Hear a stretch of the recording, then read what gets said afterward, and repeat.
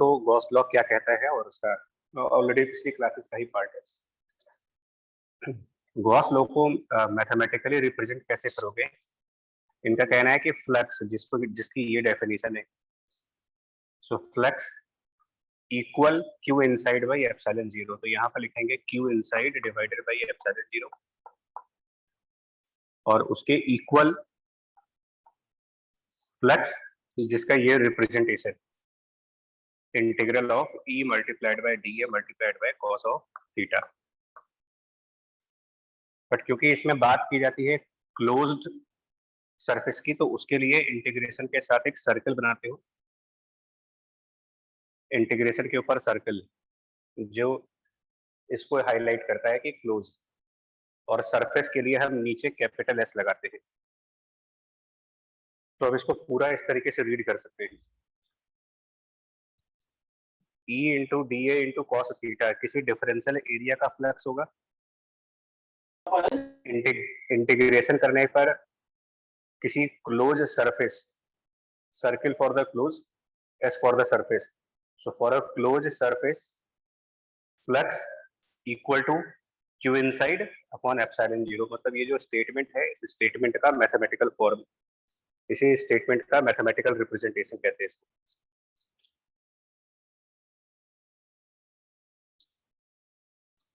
ठीक है? yes. मतलब ये जो एक्सप्रेशन है, ये एक्सप्रेशन और ये जो मतलब यहाँ पर सब कुछ वर्ड्स में लिखा जा रहा है और यहाँ पर सब कुछ मैथमेटिकल फॉर्म में लिखा जा रहा है, दोनों का मतलब एक ही है। अब आज हमें इसी इक्वेशन का यूज कर रहे हैं और इस इक्वेशन का यूज करके कैपिटल ई मतलब कि इलेक्ट्रिक फील्ड निकालनी है। जो टॉपिक है आपका calculating electric field by the Gauss law, capital E solve करना है।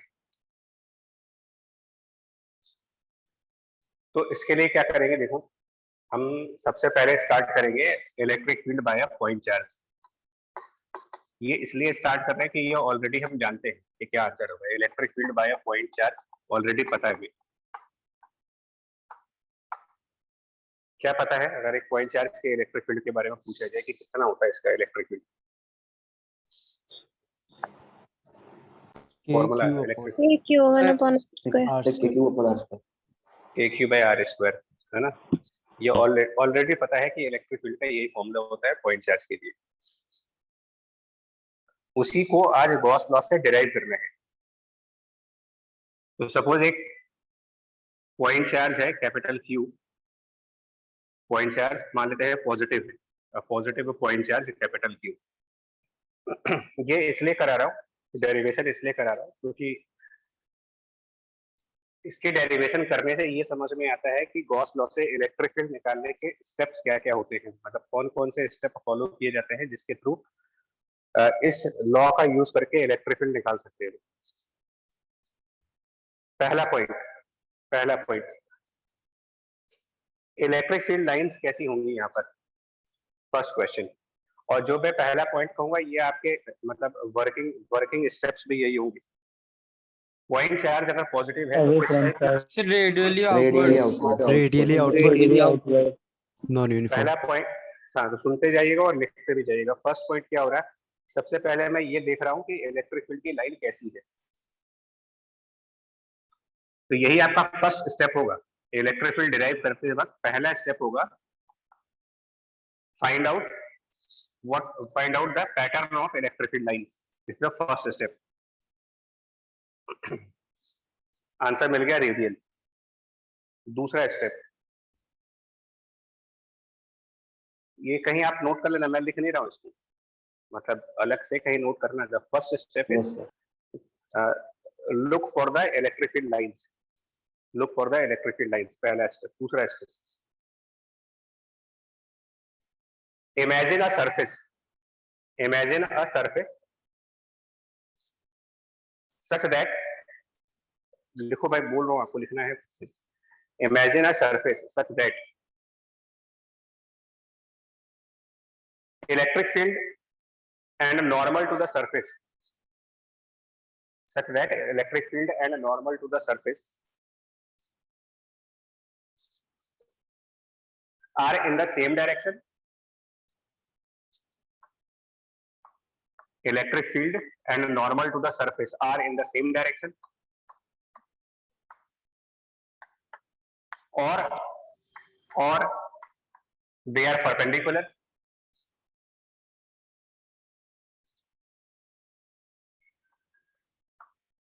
or for some parts of the surface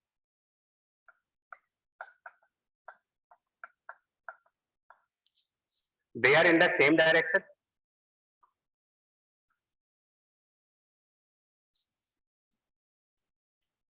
and for some of the part they are perpendicular.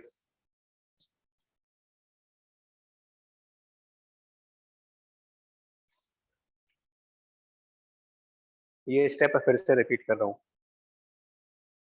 हमें एक ऐसा सरफेस इमेजिनेशन करना होता है, एक ऐसा सरफेस इमेजिन करना होता है ताकि इलेक्ट्रिक फील्ड पूरे सरफेस पर या तो नॉर्मल के डायरेक्शन में रहे, या पूरे सरफेस पर नॉर्मल के परपेंडिकुलर रहे, या सरफेस के कुछ पार्ट्स के लिए इलेक्ट्रिक फील्ड नॉर्मल की डायरेक्शन में है और सरफेस के कुछ पार्ट्स के लिए इलेक्ट्रिक फील्ड नॉर्मल के परपेंडिकुलर।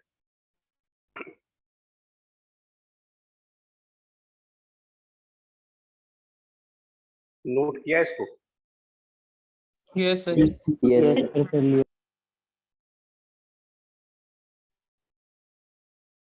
है ना? तीसरी बार रिपीट कर रहा हूं बिकॉज ये सबसे मेजर स्टेप है इसका। एक ऐसा सरफेस इमेजिन करना होता है ताकि उस सरफेस के सभी पॉइंट्स पर इलेक्ट्रिक फील्ड और नॉर्मल सेम डायरेक्शन में रहे, या फिर सभी पॉइंट्स पर इलेक्ट्रिक फील्ड और नॉर्मल परपेंडिकुलर, या फिर पार्ट्स पर परपेंडिकुलर रहे और कुछ parts. Excuse me sir. Gaussian surface. हाँ सर आपकी वॉइस बहुत लैग हो रही है।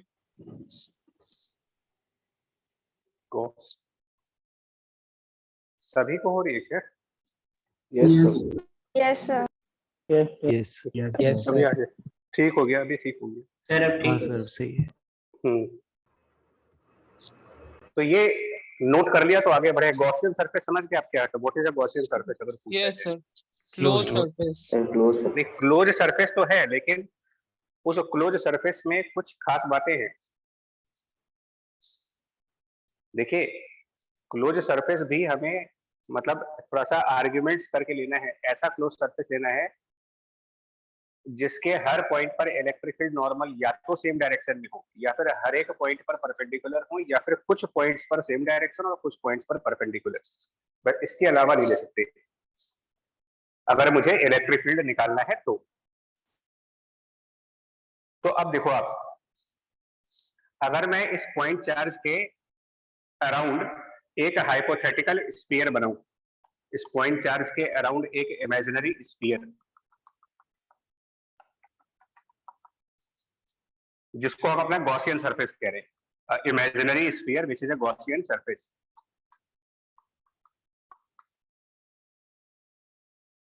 क्या इलेक्ट्रिक फील्ड और इस सरफेस का नॉर्मल सभी पॉइंट्स पर सेम डायरेक्शन में है? तो इसका आंसर इस बात से मिलेगा। देखो गॉसियन, सुनिए, अगर गॉसियन सरफेस हमने स्फेरिकल बनाई है स्फीयर के फॉर्म में, तो अगर हम किसी भी पॉइंट पर अगर आपसे ये पूछे कि स्फीयर की नॉर्मल डायरेक्शन किधर की तरफ आएगी, इस पॉइंट पर अगर नॉर्मल डायरेक्शन पूछे जाए स्फेरिकल सरफेस का नॉर्मल, सर राइट तो साइड।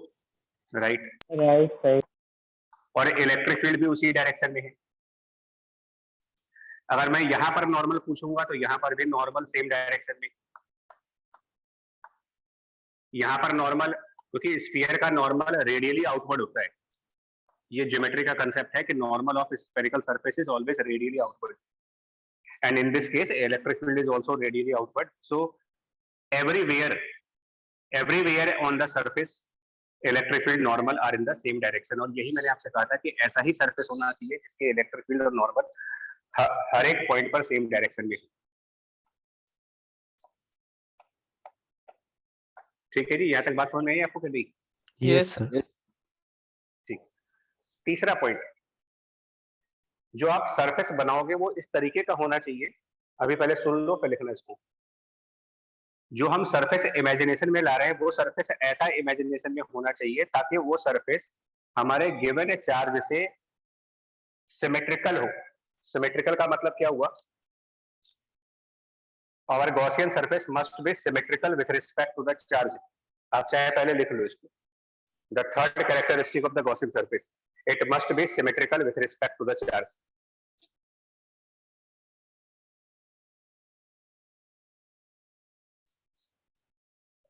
इससे क्या होगा? Symmetrical with respect to charge, इसका यहाँ पर क्या मतलब है? इस स्फीयर का कोई भी पॉइंट क्या इस पॉइंट चार्ज से सेम डिस्टेंस पे नहीं होगा? अगर मैंने स्फीयर बनाया है और चार्ज सेंटर पे है, तो क्या इस इमेजिनरी गॉसियन सरफेस जो स्फीयर के फॉर्म में है उस पे अगर हम कोई भी पॉइंट लें और अगर आपसे पूछे कि सर्कमफेरेंस पे एक ही इलेक्ट्रिक फील्ड, मतलब ये जितने पॉइंट हमारे गॉसियन सरफेस के ऊपर है क्या वो सभी हमारे गिवन चार्ज से सेम डिस्टेंस पे हैं या नहीं है? सर है। तो इसको बोलते हैं सिमेट्रिकल सरफेस। इससे क्या होता है कि जब ये सारे पॉइंट हमारे गिवन चार्ज से सेम डिस्टेंस पर होंगे तो इस चार्ज का इफेक्ट इस स्फेरिकल सरफेस के सभी पॉइंट्स पर एक जैसा ही होगा। जब ये सारे पॉइंट उस चार्ज से सेम डिस्टेंस पे हैं तो जितना इफेक्ट चार्ज का यहाँ पर होगा उतना ही इफेक्ट चार्ज का बाकी के पॉइंट्स पर भी होगा। Yes yes sir. Yes sir. Argument है इसमें, बहुत ज्यादा आर्ग्यूमेंट्स हैं। चलिए ये इतने हो गए गॉसियन सरफेस। अब ये सब करने से मेरे को फायदा क्या हुआ? देखो, ये सब करने से हमको इलेक्ट्रिक फील्ड कैसे मिलेगी? इस एक्सप्रेशन को दे दीजिए। ये जो एक्सप्रेशन है, ये एक्सप्रेशन कह रहा है कि for a close surface electric field E multiplied by dA multiplied by cosine theta बराबर Q inside and divided by epsilon 0। Number 1 पहला आर्ग्यूमेंट सुनना, फर्स्ट आर्ग्यूमेंट, क्योंकि हमारा गॉसियन सरफेस स्फेरिकल है और चार्ज सेंटर पे है, सिमेट्रिकल कंडीशंस हैं, इस वजह से इस सरफेस के सभी पॉइंट्स पर इलेक्ट्रिक फील्ड की जो मैग्नीट्यूड पार्ट होगी वो एक जैसी आएगी। First argument, because spherical surface, Gaussian surface is sphere, charge is at the centre, so distance of charge from every point will be identical, equal, so same electric field will be produced at every point. ये argument सही है? Yes sir. Yes sir. So ये जो पहला term notice करना, first term, this is electric field. This electric field value will be same for every point on this surface. It will be same for every point on this surface because of symmetry. बाहर ले आएंगे इसको। ठीक, यानी ये variable नहीं रहेगा, क्योंकि जब ये पूरे सरफेस पर इसकी वैल्यू एक ही है तो ये कांस्टेंट हुआ या फिर वेरिएबल हुआ? मतलब इसको इंटीग्रेशन के अंदर रखेंगे या इंटीग्रेशन से बाहर? कांस्टेंट से बाहर रखेंगे। बाहर आएगा। एक पहला पॉइंट। दूसरा पॉइंट, क्योंकि सभी पॉइंट्स पर इलेक्ट्रिक फील्ड और नॉर्मल सेम डायरेक्शन में है और इस एक्सप्रेशन में जो थीटा होता है वो इलेक्ट्रिक फील्ड और नॉर्मल के बीच का एंगल होता है, तो यहाँ पर इलेक्ट्रिक फील्ड और नॉर्मल के बीच 0 डिग्री का एंगल है, यहाँ पर इलेक्ट्रिक फील्ड और नॉर्मल के बीच 0 डिग्री का एंगल है, यहाँ पर इलेक्ट्रिक फील्ड और नॉर्मल के बीच का 0 डिग्री एंगल। इनफैक्ट किसी भी पॉइंट पर अगर आप चेक करोगे तो इलेक्ट्रिक फील्ड और नॉर्मल, क्योंकि हमने सेम डायरेक्शन में रखे हैं, इसीलिए आपसे कहा गया था कि इलेक्ट्रिक फील्ड और नॉर्मल को सेम डायरेक्शन में रखिए। इससे क्या होगा कि किसी भी पॉइंट पर इलेक्ट्रिक फील्ड और नॉर्मल के बीच का ये एंगल थीटा 0 डिग्री, और ये किसी एक पॉइंट पर 0 डिग्री नहीं है, सभी पॉइंट्स पर 0 डिग्री है। तो क्या ये चीज इंटीग्रेशन के अंदर रहने लायक है या इंटीग्रेशन के बाहर जाने लायक?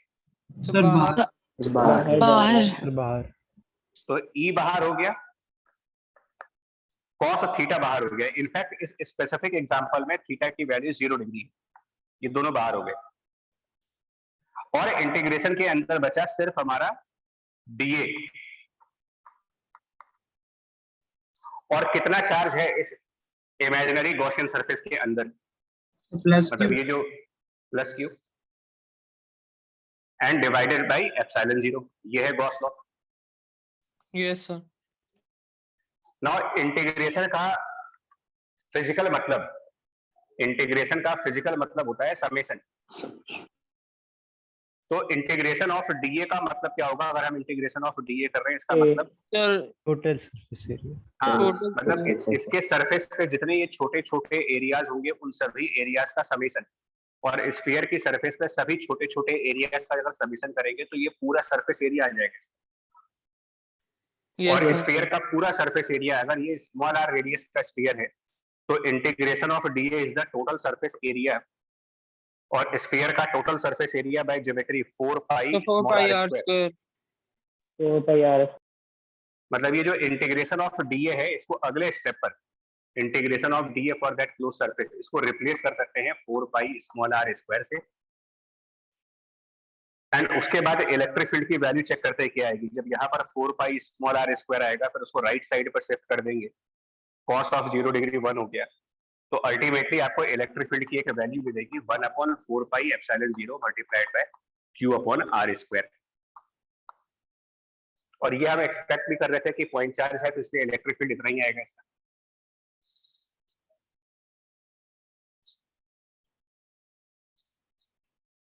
बोलिए, electric field by the point charge. Yes. Yes, sir. ठीक, अब आपको समझना है, मैंने कहा था ना पॉइंट चार्ज का डेरिवेशन हमने इसलिए नहीं किया है कि हमको ये फॉर्मूला पहले से नहीं मालूम था, ऑलरेडी हमें ये फॉर्मूला पता था।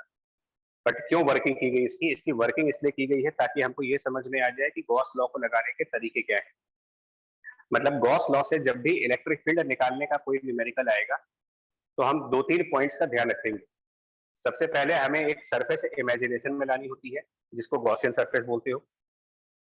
उस गॉसियन सरफेस में कुछ स्पेशलिटी होनी चाहिए। स्पेशलिटी ये होनी चाहिए कि वो एक सिमेट्रिकल सरफेस होना चाहिए।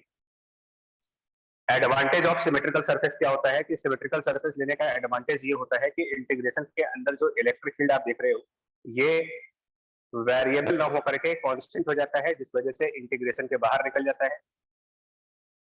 गॉसियन सरफेस इस तरीके से लेना चाहिए कि इलेक्ट्रिक फील्ड और नॉर्मल सभी पॉइंट्स पर सेम डायरेक्शन में रहे। इसका एडवांटेज क्या मिला आपको? Electric field and normal taking in the same direction. इसका एडवांटेज कि ये जो कॉस ऑफ थीटा था ये भी हमारा वेरिएबल ना होकर के कांस्टेंट हो गया और ये भी इंटीग्रेशन से बाहर चला गया। तो हमारे पास इंटीग्रेट करने के लिए सिर्फ डीए बचा, और डीए को इंटीग्रेट करना बहुत आसान है क्योंकि इसका मतलब टोटल सरफेस एरिया बन जाए।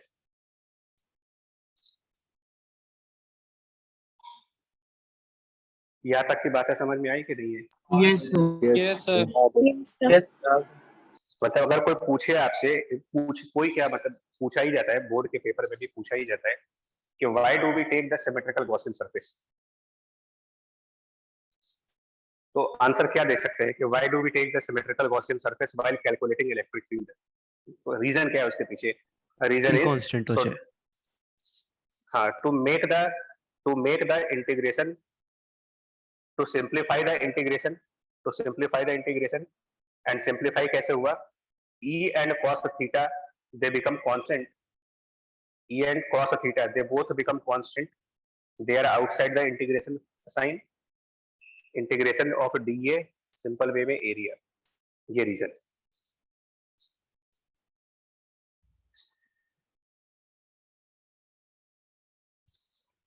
नाउ क्वेश्चन ये है, हटाया दे इसको ना भी आपको बोलो। Yes, sir. अब आप बताओ क्या होता अगर मैं इस पॉइंट चार्ज के चारों तरफ स्फेरिकल सरफेस लेने की बजाय कोई और सरफेस लेता। सपोज करो कि मैं इसके चारों तरफ नॉन स्फेरिकल सरफेस लेता, मेरे को प्रॉब्लम क्या होता वहां पर? अगर मान लो इसके नॉर्मल के बीच सर एंगल चेंज होते रहते हैं। नॉर्मल और इलेक्ट्रिक सर एंगल्स भी चेंज होते रहते, डिस्टेंस भी शायद चेंज हो जाता। हाँ, मान लो मैंने सिलेंडर ले लिया। फील्ड कांस्टेंट नहीं सोचिए। रहती। हाँ सोचिए, मैंने सिलेंडर बना दिया। एक मिनट, क्वेश्चन मेरा समझो। अगर मैं इस पॉइंट चार्ज के चारों तरफ एक सिलेंडर इमेजिन करूं, ठीक है, एक सिलेंडर मैं इमेजिन करता हूं जो सिलिंड्रिकल फॉर्म में है, स्फेरिकल फॉर्म में ना हो करके। तो पहली बात, क्या गॉस लॉ वैलिड होगा? Yes, sir. Yes, sir. पहला पॉइंट, तो गॉस लॉ तो वैलिड है, यानी कि ये एक्सप्रेशन वैलिड है, यहां तक कोई दिक्कत नहीं होगी। सिलिंड्रिकल सरफेस लेंगे तो भी ये चीज सही है। बट इसके आगे का जो स्टेप था, इसके आगे का स्टेप ये था कि ई और कॉस थीटा को हम लोग इंटीग्रेशन से बाहर ले गए थे। क्या वो चीज सही होगी? अगर हम सिलिंड्रिकल गॉसियन सरफेस ले रहे हैं और चार्ज को सिलेंडर के सेंटर पर रख दें, तो क्या सिलेंडर के सभी पॉइंट्स वहां से बराबर बराबर डिस्टेंस पे होंगे? No sir. No, sir. नहीं होंगे। तो क्योंकि सिलिंड्रिकल सरफेस के हर एक पॉइंट का चार्ज से डिस्टेंस अलग अलग है, तो इस चार्ज का इफेक्ट भी सभी पॉइंट्स पर अलग अलग आएगा। इलेक्ट्रिक फील्ड सर वेरिएबल हो जाएगी। वेरिएबल हो गई, इंटीग्रेशन से बाहर नहीं जा पाएगा। और उसके अलावा इलेक्ट्रिक फील्ड और नॉर्मल के बीच का एंगल सभी पॉइंट्स पर 0 डिग्री भी नहीं है। यहां पर नॉर्मल लाइन देखेंगे तो इस तरफ आएगी, तो नॉर्मल और इलेक्ट्रिक फील्ड यहां पर 0 डिग्री एंगल पर। लेकिन किसी और पॉइंट पर, फॉर एग्जांपल ये वाले पॉइंट पर अगर मैं नॉर्मल बनाऊं, तो नॉर्मल और इलेक्ट्रिक फील्ड के बीच में जीरो से ज्यादा का एंगल बन रहा है, यानी कि कॉस थीटा भी वेरिएबल हो गया। ना तो ये कांस्टेंट रहा, ना ये कांस्टेंट रहा, ये सब इंटीग्रेशन के अंदर रहे। तो इसके आगे मैथमेटिकल डिफिकल्टीज, मतलब मैथ्स इश्यू आ रहा है यहाँ पर, फिजिक्स का प्रॉब्लम नहीं है। आप सिमेट्रिकल सरफेस नहीं लोगे तो फिजिक्स की वजह से कोई दिक्कत नहीं है, दिक्कत है मैथ्स की वजह से कि इसके आगे का पार्ट हम करेंगे कैसे। यहाँ भी वेरिएबल, यहाँ भी वेरिएबल, मतलब इंटीग्रेशन के अंदर multiple variables. Gauss law valid है। गॉस लॉ ये नहीं कहता कि भाई मेरा लॉ सिमेट्रिकल सरफेस के लिए है, लेकिन सिमेट्रिकल सरफेस लेने से कुछ कैलकुलेशंस को आसान कर दिया जाता है और जिस वजह से इलेक्ट्रिक फील्ड आसानी से निकल जाती है। ये advantage of symmetrical surface.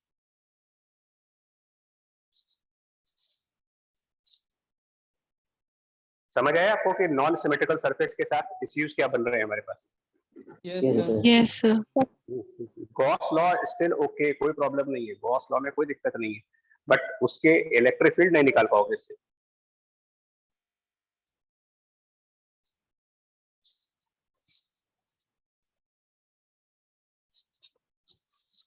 Now इसी पे क्वेश्चन पूछते हैं कि can we find out the electric field of dipole by using Gauss law minus q charge and then plus q charge. Is it possible to find out the electric field? हम लोग को पहले से पता है, याद करिए, हम लोगों ने पढ़ रखा था कि डाइपोल के परपेंडिकुलरली इलेक्ट्रिक फील्ड जब निकालते हैं तो वो k into dipole moment upon r cube, और डाइपोल के एक्सिस पर जब इलेक्ट्रिक फील्ड निकालते हैं तो उसके टू टाइम्स टू, हाँ ये तो हो गया, लेकिन और ये डेरिवेशन पहले की जा चुकी है। क्या इन रिजल्ट्स को गॉस लॉ से निकाल सकते हैं?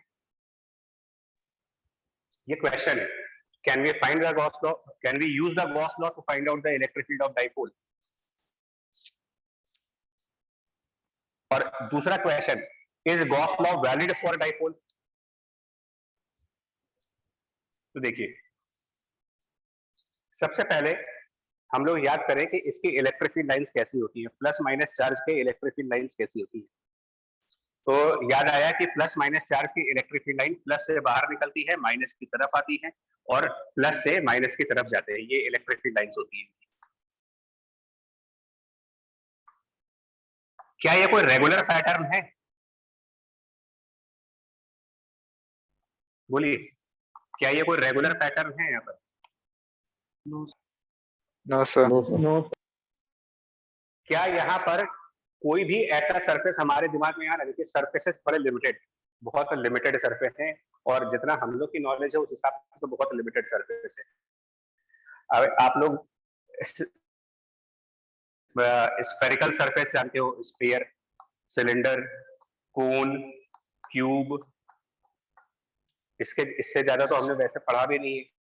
आप बताओ, इनमें से अगर मैं कोई भी सरफेस बना दूं तो क्या ये कोई सिमेट्रिकल केस बनेगा? No, sir. नो सर क्या दिक्कत, अच्छा क्या दिक्कत आएगी? मान लो अगर मैं यहाँ पर एक स्फीयर ड्रॉ कर देता हूँ और वो स्फीयर मेरा गॉसियन सरफेस, सर ये डिस्टेंस स्फीयर मेरा गॉसियन ई सरफेस, कांस्टेंट प्रॉब्लम नहीं क्या है? होगा वो क्या नहीं कांस्टेंट होगा, क्या होगा? सर ई कांस्टेंट नहीं होगा हर पार्ट में। सिमेट्रिकल नहीं है, सिमेट्रिकल नहीं है। किस लिए सिमेट्रिकल नहीं है? प्रॉब्लम क्या है? सिमेट्री क्यों नहीं आ रही है? स्फीयर है, अच्छा खासा स्फीयर है और ये दोनों चार्जेस मान लो सेट, हाँ इसलिए सिमेट्री नहीं है कि इस स्फीयर का राइट वाला पॉइंट पॉजिटिव चार्ज के ज्यादा क्लोज है तो लेफ्ट वाला पॉइंट नेगेटिव चार्ज के ज्यादा क्लोज है। यहां वाला पॉइंट दोनों चार्जेस से बराबर डिस्टेंस पे है। तो कुछ पॉइंट्स पॉजिटिव चार्ज के ज्यादा नियर हैं, कुछ पॉइंट्स नेगेटिव चार्ज के ज्यादा नियर हैं, कुछ ऐसे भी पॉइंट्स हैं जो दोनों से बराबर डिस्टेंस पर हैं। तो सिमेट्री तो हुई नहीं। सिमेट्री का मतलब होता है सभी पॉइंट्स इक्वल डिस्टेंस पर हैं। तो यहां पर आप कह सकते हो कि लैक ऑफ सिमेट्री की वजह से क्या बोले, गॉस लॉ इनवैलिड है या गॉस लॉ इनवैलिड है? Gauss law no sir no sir Gauss law valid है। Invalidity. वैलिड है, Gauss law is valid, but because of lack of symmetry it is impossible to find out the electric field.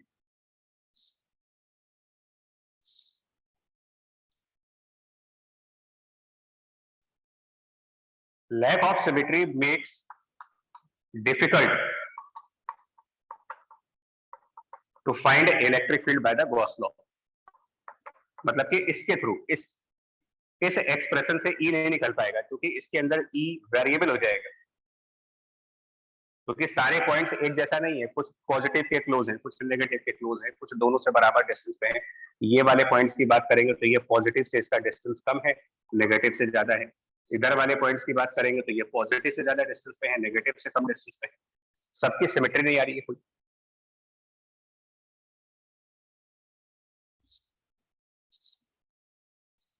तो ऐसा नहीं है कि हम कहीं पर भी इलेक्ट्रिक फील्ड को गॉस लॉ से निकाल पाएंगे। हम कुछ स्पेशल केसेस में ही electric field by the Gauss law calculate कर पाते हैं और वो स्पेशल केसेस वो होते हैं जहां पर सिमेट्री इन्वॉल्व होती है। तो उसमें से एक केस आपके सामने आ चुका है पॉइंट चार्ज का। दूसरे केसेस देखो, पॉइंट चार्ज के अलावा दूसरे केसेस कौन से हैं जहां गॉस लॉ का यूज किया जा सकता है?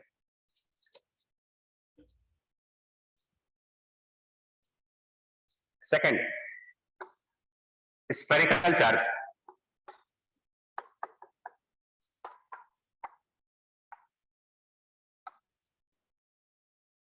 स्फेरिकल चार्ज होते हैं सेकंड केस। उसमें भी दो केसेस होते हैं स्फेरिकल चार्ज में। उसमें से पहला केस है मतलब 2A,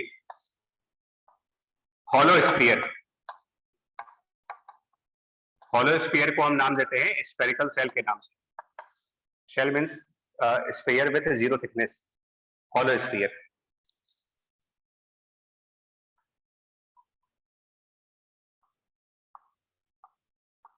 तो अगर ये हॉलो है तो ऑब्वियस सी बात है अंदर कुछ नहीं होगा, अंदर वैक्यूम है, फ्री स्पेस बोलते हैं इसको। Inside is the free space vacuum. तो जो इसके ऊपर चार्ज होगा वो सिर्फ इसके सरफेस के ऊपर डिस्ट्रीब्यूटेड होगा। Spherical shell means hollow sphere. Hollow sphere का मतलब हुआ charge distributed over the surface. Inside यानी कि वॉल्यूम के अंदर कोई चार्ज नहीं है, अंदर खाली जगह पर है, एयर होगी, फ्री स्पेस होगी यहाँ पर। Total charge Q is outside, मतलब सरफेस के ऊपर। नाउ अगर कोई आपसे ये कहे कि इसके सेंटर से स्मॉल r डिस्टेंस आउटसाइड क्या इलेक्ट्रिक फील्ड होगी, ये क्वेश्चन है। इस स्फीयर के सेंटर से स्मॉल r डिस्टेंस बाहर में इलेक्ट्रिक फील्ड कितनी होगी? तो सबसे पहला स्टेप जो था हमारा इलेक्ट्रिक फील्ड की लाइंस, क्योंकि ये चारों तरफ पॉजिटिवली चार्ज है, चारों तरफ से पॉजिटिवली चार्ज है। इलेक्ट्रिक फील्ड लाइंस, हम लोग को पता है कि electric field line positive charge से बाहर जाती है, तो इस तरफ इलेक्ट्रिक फील्ड की लाइन बाहर जाएगी। इधर भी पॉजिटिव चार्ज है, इधर भी इलेक्ट्रिक फील्ड बाहर जाएगा, इधर भी इलेक्ट्रिक फील्ड बाहर जाएगा। सभी जगह से इलेक्ट्रिक फील्ड बाहर जाएगा बिकॉज सभी जगह पर पॉजिटिव चार्ज है। मतलब ये किस टाइप की इलेक्ट्रिक फील्ड लाइंस हुई अगर सभी जगह से आप बाहर जा रहे हो? Radially outward. Radially outward. ठीक, पहला पॉइंट। दूसरा पॉइंट, अगर मैं स्मॉल आर रेडियस का एक स्फीयर बनाता हूं, स्मॉल आर रेडियस का स्फीयर, क्या ये सिमेट्रिकल फिगर है? स्मॉल आर रेडियस का स्फीयर जिसको कि हम गॉसियन सरफेस कह रहे हैं, GS, Yes, sir. Is it symmetrical? Yes, Yes, sir. कैसे सिमेट्रिकल है? जो चार्ज वाला स्फीयर है, चार्ज वाले स्फीयर की सेंटर से गॉसियन सरफेस का हर एक पॉइंट, जो हमारा चार्ज है, हर एक पॉइंट सेम चार्ज है। Concentric circle की हाँ, सेंटर ऑफ चार्ज से गॉसियन सरफेस के हर एक पॉइंट का डिस्टेंस एक जैसा होगा क्योंकि स्फेरिकल बना रखा है इसमें, सिमेट्री भी आ गई। दूसरा, क्योंकि ये गॉसियन सरफेस स्फीयर है तो इस गॉसियन सरफेस का नॉर्मल बाहर होगा, तो उससे हमको एक और एडवांटेज मिल रहा है कि नॉर्मल और इलेक्ट्रिक फील्ड सेम डायरेक्शन में, normal electric field same direction में, normal is outward so normal electric field same direction में, normal outward normal electric field same direction में। तो क्या अब यहाँ पर सिमेट्री की वजह से ये जो ई है और ये जो कॉस ऑफ थीटा है ये इंटीग्रेशन से बाहर रहेंगे या नहीं रहेंगे? रहेंगे। सर तो ये बाहर इनको रहेगा, cos 0 हो जाएगा सर। और ये कॉस 0 हो गए, ये दोनों बाहर हो गए। क्या बचेगा इंटीग्रेशन के अंदर? इंटीग्रल dA ये। और राइट हैंड साइड क्या बचेगा? q by चार। naught। कितना इसके अंदर ये जो डॉटेड दिख रहा है आपको, ये डॉटेड गॉसियन सरफेस के अंदर क्या है? इसके अंदर Plus कितना Q। Charge? Q। Plus Q. और डीए का इंटीग्रेशन ऑफ डीए का मतलब जो गॉसियन सिलेंडर गॉसियन सरफेस है, इसका सरफेस एरिया, गॉसियन सरफेस का area, Gaussian surface 4 pi r square। 4 pi small 4 पाई कौन सा आर, कैपिटल आर या फिर स्मॉल आर? सर वो जो Small स्फीयर r। बनाया है सर उसका। Small r minus Small r। हाँ, तो एरिया ऑफ गॉसियन सरफेस चाहिए, area of the Gaussian surface, not of 4 pi the small r square। हाँ, तो गॉसियन सरफेस का 4 pi radius small small r r। है, 4 पाई स्मॉल आर स्क्वायर। ये term 4 pi small r square हो जाएगा, जिस वजह से फाइनली इलेक्ट्रिक फील्ड की वैल्यू आ जाएगी capital q divided by 4 pi epsilon naught small r square. ये इलेक्ट्रिक फील्ड की वैल्यू है।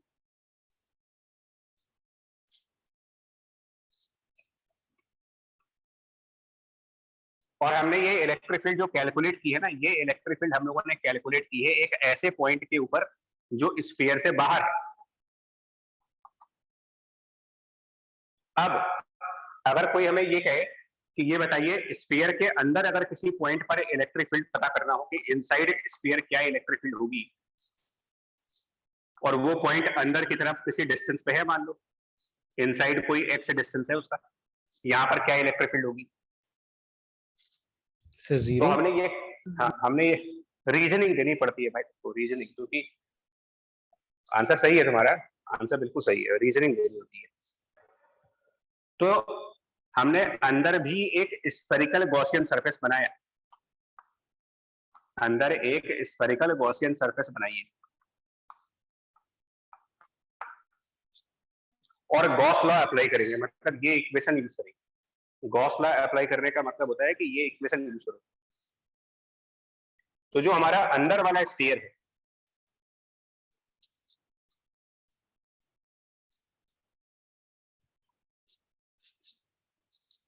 ठीक है, जो ये जो अंदर वाला गॉसियन सरफेस है, उसके लिए हमारा जब ये इक्वेशन लिखेंगे तो ये हो गया close surface E into D A into cos theta equal to कितना चार्ज होगा इसके अंदर, ये जो गॉसियन सरफेस है। आप इसके अंदर वाली स्पेस देखो, क्या यहाँ पर कोई चार्ज है? No sir. No, sir। Charges तो यहाँ पे है ना, सारे चार्ज यहाँ पर है। इस गॉसियन सरफेस के अंदर की तरफ कोई भी चार्ज नहीं है, सारे के सारे चार्ज Zero है गॉसियन सर। सरफेस के बाहर है, तो यहाँ पर 0 आ गया।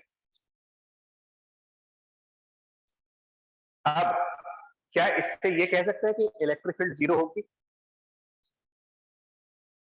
यस क्या ये सर। कह दें कि अगर RHS से 0 आ रहा है तो इसका मतलब यहाँ पर E 0 होगा? Yes, sir। Yes, sir. Yes।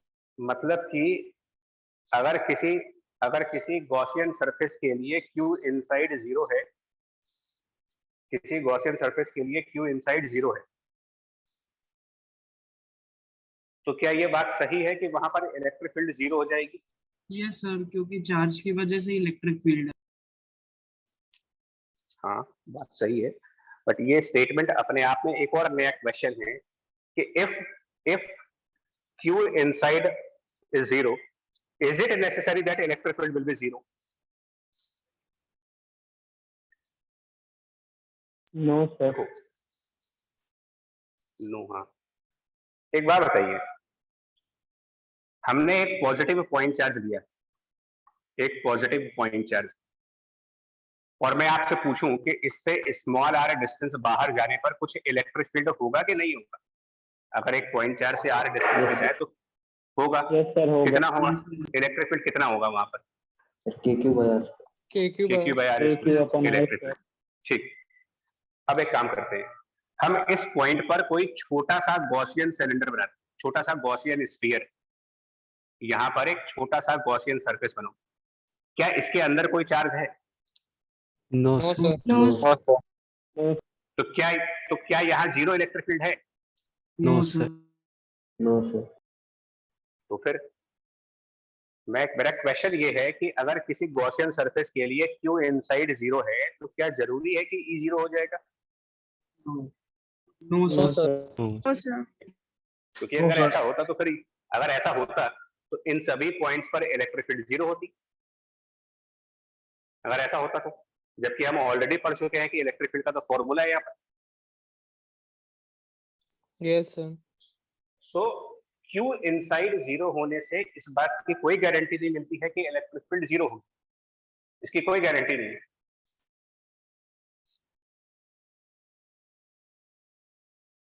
लेकिन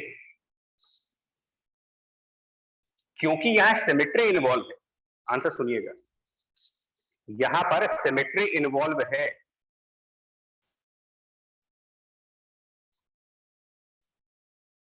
समझ पा रहे हैं कि नहीं आप? इस क्वेश्चन में सिमेट्री इन्वॉल्व है, जिस वजह से E और cos थीटा इंटीग्रेशन के बाहर जाने वाले हैं, मतलब ये E इंटू cos 0 dt और ये बचा dA equal to 0 by epsilon not.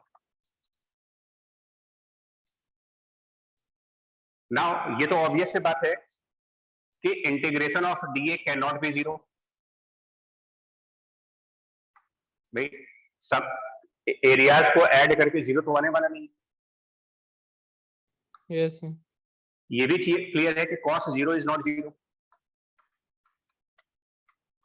तो फिर 0 क्या होगा इस केस में? अगर RHS पे 0 है और LHS की दो चीजें 0 हो नहीं सकती, तो बचा क्या फिर हमारे पास? E. And because of this electric field is definitely 0। ये थोड़ा सा क्रिटिकल पॉइंट पे डिस्कशन हो रहा है हमारा। सर अगर इंटीग्रेशन के अंदर होता तो फिर तब भी क्या फर्क पड़ता? ई कहीं पे तो नेगेटिव फर्क पड़ता, बताता हूँ क्या फर्क पड़ता। तो फर्क पड़ता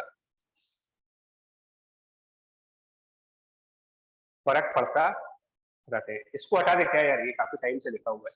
यस सर। Yes sir. थोड़ी स्पेस चाहिए मेरे को। देखिए और ध्यान से समझने वाला है, हमने कहा कि हमारे पास एक प्लस Q का पॉइंट चार्ज है और हमें बहुत अच्छे से पता है, बहुत अच्छी तरीके से ये बात पता है कि इसकी इलेक्ट्रिक फील्ड लाइंस रेडियल जाती है। ये बात कई बार हो चुकी है।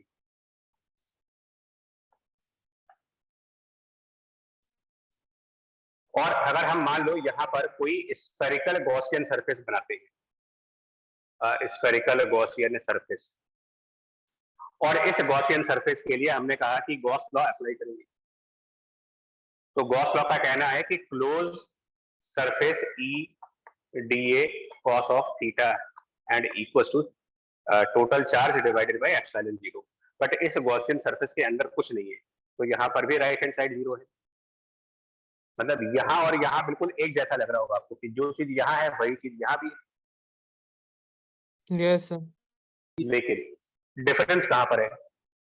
क्या इस गॉसियन सरफेस के लेफ्ट साइड वाले पॉइंट और इस गॉसियन सरफेस के राइट साइड वाले पॉइंट्स और इस गॉसियन सरफेस के और बाकी के पॉइंट्स, क्या ये सारे पॉइंट्स इस चार्ज से बराबर डिस्टेंस पे?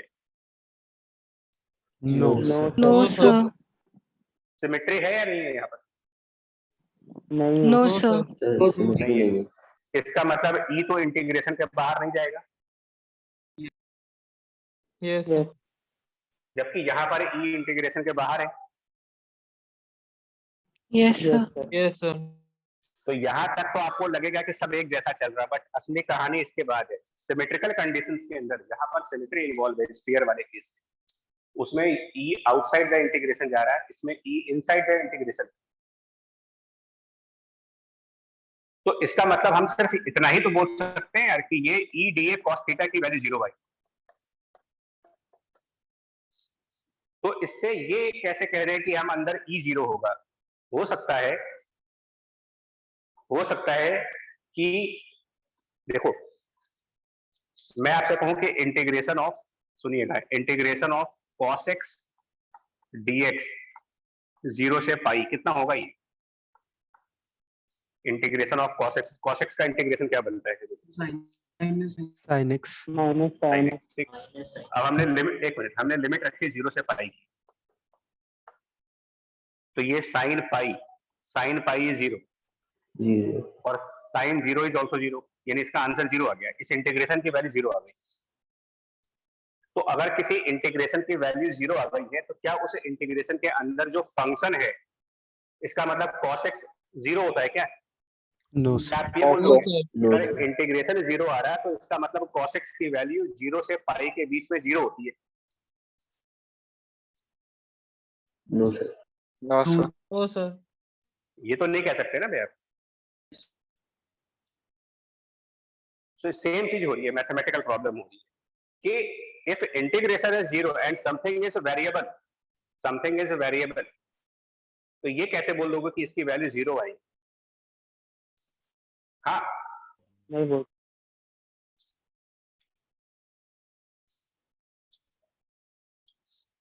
अगर यहीं पर cos x की जगह पर, अगर यही cos x की जगह ये होता कि 0 से pi some constant value into dx, और ये 0 आ रहा है, some constant value into dx is 0, तो इंटीग्रेशन का रूल क्या बोलता है कि कांस्टेंट को बाहर रखो। इसमें इंटीग्रेट क्या होगा सिर्फ, DX. DX. dx और dx को जब इंटीग्रेट करोगे और 0 से पाई के लिमिट रखोगे तो वो पाई माइनस 0 आ जाएगा। अब क्या कहेंगे, कि ये कांस्टेंट कितना होना चाहिए फिर? 0 0. 0 तो इसका मतलब आप इंटीग्रेशन में वेरिएबल यूज कर रहे हो या इंटीग्रेशन में कांस्टेंट यूज कर रहे हो, उसके हिसाब से आंसर बनेगा ना फिर। आरएचएस तो यहाँ भी राइट हैंड साइड यहाँ भी 0 है, राइट हैंड साइड यहाँ भी 0 है, बट इसमें अंदर एक वेरिएबल फंक्शन है, इसके अंदर एक कांस्टेंट फंक्शन है, तो कांस्टेंट की वैल्यू 0 कह सकते हो। और यही बात यहाँ हो रही है, सिमेट्री की वजह से E is a constant outside the integration, symmetry ना होने की वजह से E is a variable integration के अंदर। तो ये कहना तो गलत है ना कि ई 0 हो जाएगा यहाँ केस में। यहाँ पे तो बोल सकते हैं कि ई 0 आएगा। सर सिमेट्रिकल केसेस में 0 सिमेट्रिकल केसेस में 0 इलेक्ट्रिक फील्ड। हाँ, लेकिन ये थ्योरेटिकल क्वेश्चन जब आता है ना तो यार दिमाग कंफ्यूज होता है हम लोग का कि यार पता नहीं क्या चल रहा है। गॉस लॉ थोड़ा सा ना परेशान करने वाला लॉ है। अंटिल आप ऐसे क्वेश्चंस को फेस ना करो तो तब तक बाकी सब तक आसान लगता है, लेकिन जब ये क्वेश्चन आने लगते हैं ना तो थोड़ा सा लगता है। मैं इसको एक बार फिर से रिपीट कर दे रहा हूँ फाइनली स्टेटमेंट फॉर्म में। If the total charge inside Gaussian surface is 0, आप चाहो तो लिख भी सकते हो, if the total charge inside the Gaussian surface is 0, is it necessary that electric field is 0? No sir No, sir. Answer हो गया नो।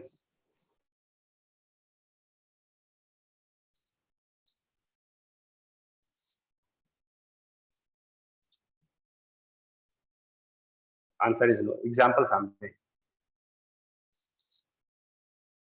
बट अगर सिमेट्री इन्वॉल्व है, जैसा भी ये बोल रहे थे कि अगर सिमेट्री इन्वॉल्व है and because of the symmetry E and cos theta are outside the integration, and then if it is 0 on the right hand side, अब बोलो क्या कह सकते हैं, E 0 होगा या नहीं होगा? सर हो सकता होगा। सर 0 होगा। होगा सर। होगा।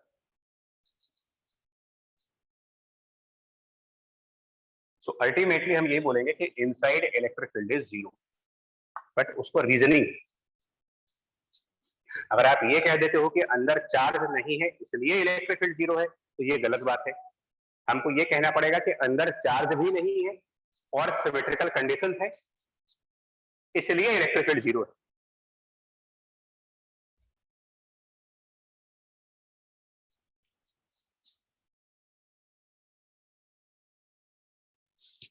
ठीक है, ये हो गया स्फेरिकल सेल के केसेस में। Inside there is no electric field, outside there is electric field, and outside electric field is q upon 4 pi epsilon naught r square. What about electric field on the surface? At the surface, बाहर, अंदर और surface के ऊपर। तो electric field at surface अगर calculate करना चाहो आप, बिकॉज एट सरफेस इसको ना तो इनसाइड बोल सकते हैं ना तो आउटसाइड बोल सकते हैं। तीन केसेस हो गए, इलेक्ट्रिक फील्ड स्फीयर के अंदर, इलेक्ट्रिक फील्ड स्फीयर के बाहर, और electric field at surface.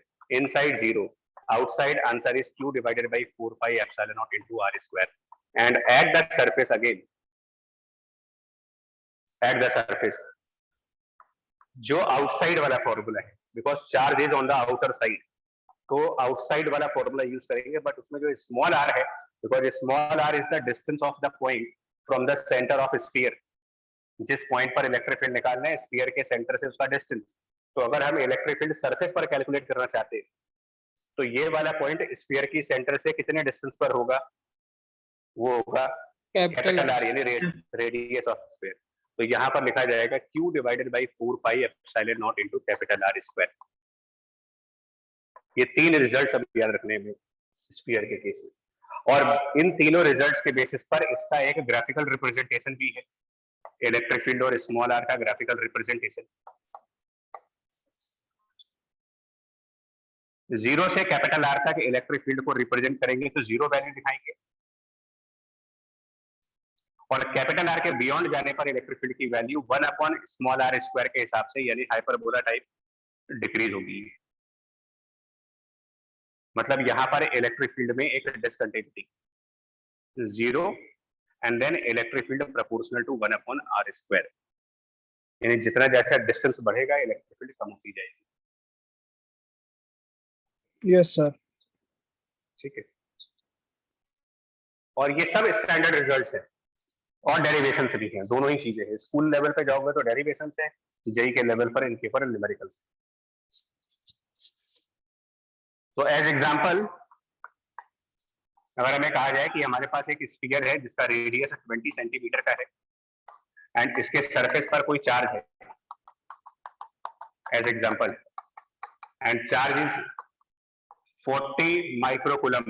40 microcoulomb is the charge, and find electric field at 5 centimeter from surface.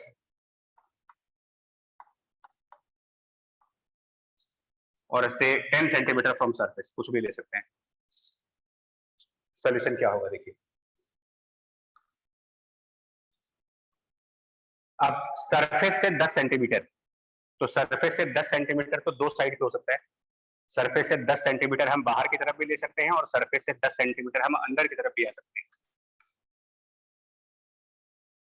तो first case 10 centimetre outer side पे अगर आप जा रहे हैं, बाहर वाली साइड पे, तो हम ये वाला फॉर्मूला लगाएंगे आउट वाला, और इसके हिसाब से इलेक्ट्रिक फील्ड की वैल्यू 1 अपॉन 4 पाई एप्सिलॉन नॉट की पूरी वैल्यू होती है 9 into 10 to the power 9, capital Q यानी चार्ज 40 माइक्रोकूलम्ब, माइक्रो मतलब 10 to the power -6, divided by square of distance. But ये डिस्टेंस मेजर कहां से करनी है, मतलब जो स्मॉल r लेना है, ये डिस्टेंस मेजर करनी है from the centre of the sphere. 10 centimetre अगर सरफेस से है तो सेंटर से वो पॉइंट कितने दूर हुआ, फ्रॉम सेंटर एंड 10 सेंटीमीटर तो बाहर जा रही है, 20 प्लस 30 30 सेंटीमीटर यानी 0.3 का स्क्वायर। यहाँ पर मिस्टेक हो जाती है ज्यादातर, क्योंकि क्वेश्चंस के अंदर जो डिस्टेंस होती है वो ज्यादातर केसेस में सरफेस से दिया जाता है। एग्जाम के प्रेशर में ये चीज दिमाग से निकल जाती है कि हमको जो डिस्टेंस यूज करनी है वो सेंटर से यूज करनी है। सेकेंड केस में 10 सेंटीमीटर अगर आप इनर साइड जा रहे हो उसके स्फीयर के अंदर वाली साइड पर, तो इसके लिए इनसाइड वाला फॉर्मूला, एंड दैट मींस कि इलेक्ट्रिक फील्ड वहां पर 0। ये इस टाइप के सिंपल क्वेश्चंस आते हैं जिसके अंदर हमें फिर से कोई डेरिवेशन करनी नहीं होती है। हम लोगों से ये एक्सपेक्ट किया जाता है कि हमें ये रिजल्ट्स याद होंगे, ये याद होंगे, मतलब कि ये आपके रिवीजन नोट्स में ऐड हो गए। स्फेरिकल शेल के ये 3 फॉर्मूले आपको ऐड करने हैं और उनको फ्रीक्वेंटली रिवाइज करना है और बेस्ड ऑन दिस क्वेश्चंस कर रहे हैं इसके ऊपर। इरेज करें इसको। Yes sir. Yes, sir. चलिए ठीक है। नाउ दूसरा केस आता है, स्फेरिकल शेल के बाद दूसरा केस आता है सॉलिड स्फीयर का। ये हॉलो स्फीयर थे, अंदर वैक्यूम था, चार्ज अंदर था नहीं। दूसरा केस है अ सॉलिड स्फीयर।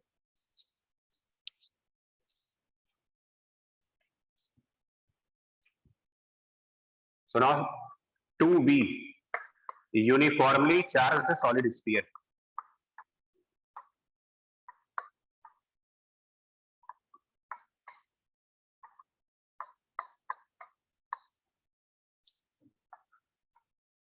कुछ बुक्स में लैंग्वेज का प्रॉब्लम हो सकता है क्योंकि अलग अलग बुक्स वाले अलग अलग लैंग्वेज यूज करते हैं, तो कुछ बुक्स में इसको नॉन कंडक्टिंग स्फीयर भी यूज किया गया है।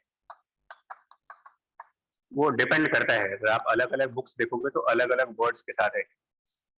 कुछ किताब वाले यूनिफॉर्मली चार्ज सॉलिड स्फीयर बोलते हैं, कुछ किताब वाले इसको नॉन कंडक्टिंग स्फीयर बोलते हैं, और कुछ किताब वाले इसको इंसुलेटिंग भी बोलते हैं। ये सब एक ही मतलब है, तीनों का मतलब एक है। बुक्स के हिसाब से या फिर क्वेश्चन पेपर में कौन सी लैंग्वेज आई है उसके हिसाब से समझ लीजिएगा। नाउ सॉलिड स्फीयर,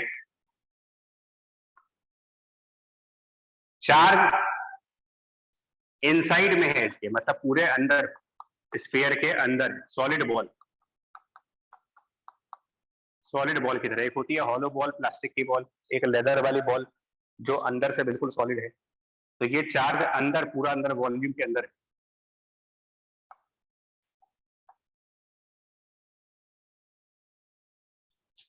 सही क्लियर है, मतलब स्पेसिफिकेशंस क्लियर है कि क्या है यहाँ पर? Yes, sir. Yes sir.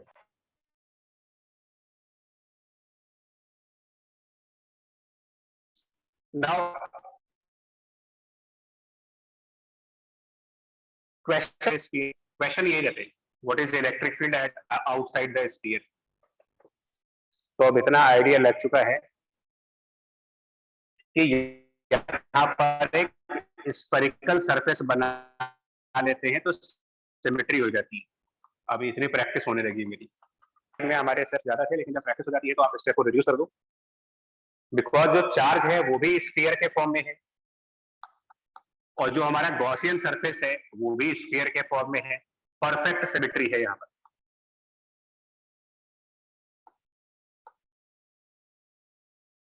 Spherical Gaussian surface. और अब थोड़ी सी स्टेप्स हम डायरेक्टली लिखना चाहेंगे। एक्चुअली हमारा मेन फॉर्मूला ये था कि close surface integration E d A cos theta and equals to charge inside and divided by epsilon 0। तो अब आप क्या इतना कन्विंस हो कि ई और कॉस थीटा को बाहर निकाल दें? यस यस बताएं। Yes, sir. या फिर से समझाएं कि ऐसा क्यों होगा? नहीं सर। नहीं sir. No, sir. Yes, sir. तो ई आउटसाइड, कॉस थीटा भी बाहर, और उसमें भी थीटा 0 डिग्री होगा। ये बात समझ में आ रही है? Yes, sir. Yes, sir. Sir. क्यों क्यों? सर कि स्फेरिकल का जो नॉर्मल होता है वो भी रेडियल आउटवर्ड्स होता है। हाँ, इलेक्ट्रिक फील्ड रेडियल है और स्फीयर का नॉर्मल भी रेडियल होता है, इसलिए थीटा भी हमारा 0 डिग्री रहेगा। चलिए बचेगा सिर्फ डीए, और डीए का इंटीग्रेशन करेंगे तो इस गॉसियन सरफेस का area 4 pi small r square, और आरएचएस में क्या लिख देंगे इसमें? कितना चार्ज होगा इस बाहर वाले गॉसियन सरफेस में? तो बाहर वाले गॉसियन सरफेस के अंदर तो पूरा स्फीयर है मेरा, तो जितना भी चार्ज स्फीयर में होगा वो पूरा का पूरा चार्ज इस गॉसियन सरफेस के अंदर ही है। Yes, sir. So Q by Yes, U sir. naught. तो अगर हम ये मान लें कि इस स्फीयर पे टोटल चार्ज कैपिटल क्यू है, टोटल चार्ज स्फीयर का कैपिटल क्यू है, तो आरएचएस पर capital Q and divided by epsilon 0, जिसको सिंप्लीफाई करेंगे तो इलेक्ट्रिक फील्ड कुछ इतना आ जाएगा, capital q divided by 4 pi epsilon into r square. आया ना, बताइए। Yes, sir. Yes, sir. Okay, ये हो गया फर्स्ट डेरिवेशन। सेकंड डेरिवेशन, किसी ने कहा कि यार ये बताओ, स्फीयर के अंदर अगर किसी पॉइंट पर इलेक्ट्रिक फील्ड फाइंड आउट करनी हो, इनसाइड स्फीयर कोई पॉइंट पी है, वहां पर क्या इलेक्ट्रिक फील्ड होगी? सपोज इसको स्मॉल आर डिस्टेंस मान लिया कर,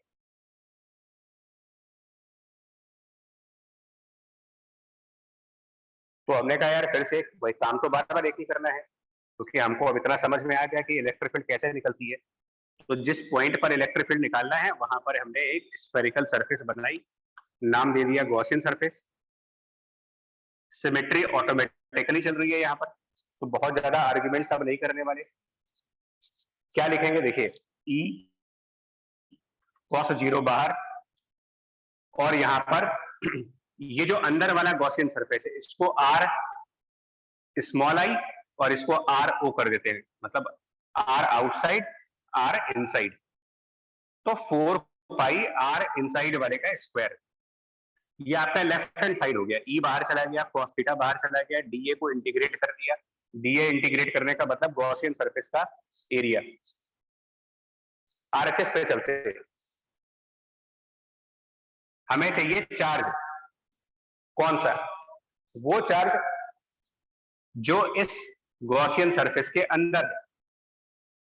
क्या स्फीयर का पूरा चार्ज गॉसियन सरफेस के अंदर आ जाएगा? No, No, sir. No, sir. क्योंकि जो हमारा गॉसियन सरफेस है उसका साइज कम है और स्फीयर का साइज ज्यादा है, तो गॉसियन सरफेस का साइज कम होने की वजह से गॉसियन सरफेस का वॉल्यूम कम होगा, और जिस स्फीयर के अंदर चार्ज है उस स्फीयर का वॉल्यूम ज्यादा है। तो ये कैपिटल क्यू चार्ज इस वाले स्फीयर के अंदर है, ऑब्वियसली ये पूरा चार्ज इसके अंदर नहीं आ सकता गॉसियन सरफेस में, बिकॉज गॉसियन सरफेस का साइज छोटा है। तो कितना चार्ज गॉसियन सरफेस के अंदर होगा ये कैसे पता लगाए? चार्ज Unitary method से. यूनिटरी मेथड से। और यूनिटरी मेथड क्या है? कैपिटल क्यू चार्ज कितने वॉल्यूम में है? 4/3 pi. 4/3 pi r cube. तो capital q divided bye 4/3, capital q divided bye 4/3 pi capital R cube, ये चीज कैलकुलेट हो गई। Charge per unit volume multiplied by हमारा गॉसियन सरफेस के अंदर कितना वॉल्यूम आएगा? Volume inside this Gaussian surface, inside R. 4/3 पाई और गॉसियन सरफेस की जो रेडियस है उसका क्यूब।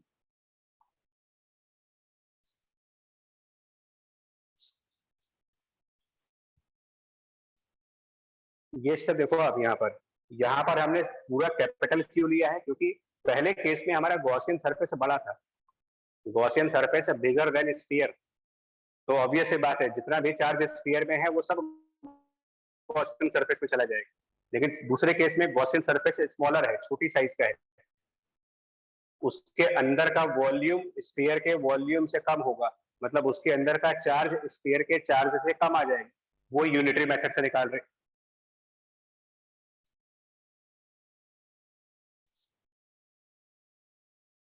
आया समझ? नहीं आया? Yes, sir. सर हाँ, सर हम लोग वो चार्ज अपॉन सरफेस एरिया वाले से भी तो कर सकते हैं यूनिटरी मेथड, लेकिन वो सरफेस एरिया नहीं, यहाँ चार्ज पूरे वॉल्यूम में है, तो चार्ज अपॉन वॉल्यूम कर सकते हैं, एरिया नहीं। Okay sir. चार्ज का डिस्ट्रीब्यूशन क्योंकि वॉल्यूम में हो रहा है तो हम डिवीजन वॉल्यूम से करेंगे। यस. सॉलिड स्फीयर है। मैं बार बार इसलिए बोल रहा हूँ कि ये सॉलिड स्फीयर है, सब कुछ विथ रिस्पेक्ट टू वॉल्यूम चलेगा। फाइनली इन दोनों को जब सिंप्लीफाई करते हैं तो हमारे ये रिजल्ट आते हैं कि इलेक्ट्रिक फील्ड अगर हम आउट वाला देखें, जो कि पहला रिजल्ट है, तो वो फॉर्मूला है Q divided by 4 pi epsilon into R outside का स्क्वायर। और दूसरे वाले फॉर्मूले को अगर आप सिंप्लीफाई अपने लेवल पे कर लो, मतलब कुछ टर्म्स कैंसिल आउट हो जाएंगे, जैसे कि 4/3 पाई और 4/3 पाई कैंसिल कर जाएगा। R inside of क्या? हाँ, तो एक बार देखिएगा, E इनसाइड जो आएगा ना, वो मैं लिख रहा हूँ, तुम लोग एक बार देखना है, ये आएगा Q/4 pi epsilon capital R cube, और शायद यहाँ स्मॉल r इनसाइड आएगा। एक बार वेरीफाई कर लो। हाँ सर यही Yes sir. यस सर यही है। तो ये भी स्टैंडर्ड रिजल्ट है, और जिसको जिसको मैं स्टैंडर्ड रिजल्ट कह रहा हूँ, ये आपके रिवीजन नोट्स में ऐड करिए। मतलब एक ऐसी डायरी, एक ऐसा पेज जहां पर आपको इलेक्ट्रिक फील्ड के सभी फॉर्मूले लिखे हों, और इनको हर एक वीकली रिवीजन करते रहे। सैटरडे संडे में कभी भी रिवाइज कर लिया। जब भी टेस्ट आया, टेस्ट के पहले हमने सिर्फ ये पढ़ना रिवाइज कर लिया कि किस कौन से चार्ज की क्या इलेक्ट्रिक फील्ड होती है, क्योंकि क्वेश्चन डेरिवेशन के लिए नहीं आते हैं, डेरिवेशन बोर्ड में आती है, बट जेई में डायरेक्ट क्वेश्चन होते हैं इन फॉर्मूले के ऊपर।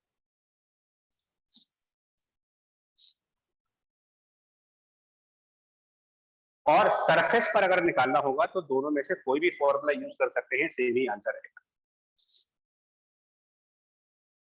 एक बार और क्लियर कर देंगे, ये जो डिस्टेंसेस यहाँ पर यूज की जाती है, small r o and small r n, ये डिस्टेंस कहाँ से मेजर की जाती है? सेंटर। सेंटर। हाँ, मतलब एक कॉमन रूल है, जितनी भी डिस्टेंसेस हैं वो सब सेंटर से, सिंपल सा rule, all distances from the centre. अब प्रॉब्लम्स के फॉर्म में देखिए,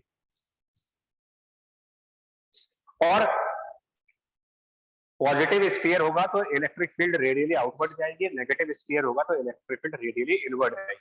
सिंपल सा लॉजिक है। एज एग्जांपल इसका देखते हैं। अच्छा, एग्जांपल से पहले इसका ग्राफिकल रिप्रेजेंटेशन।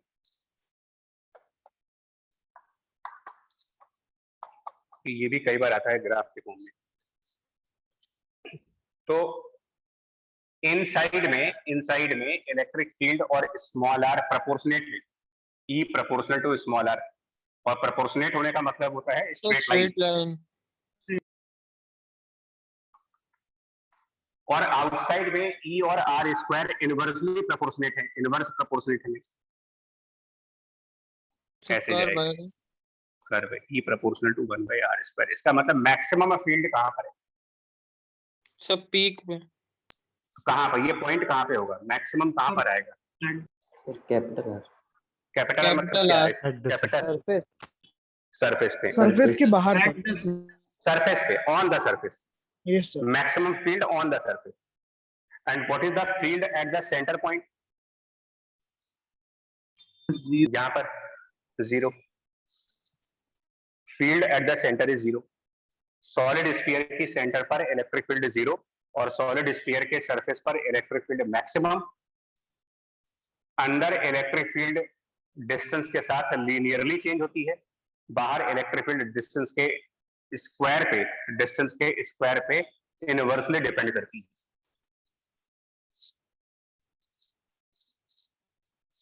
अब एज एग्जांपल ले सकते हैं,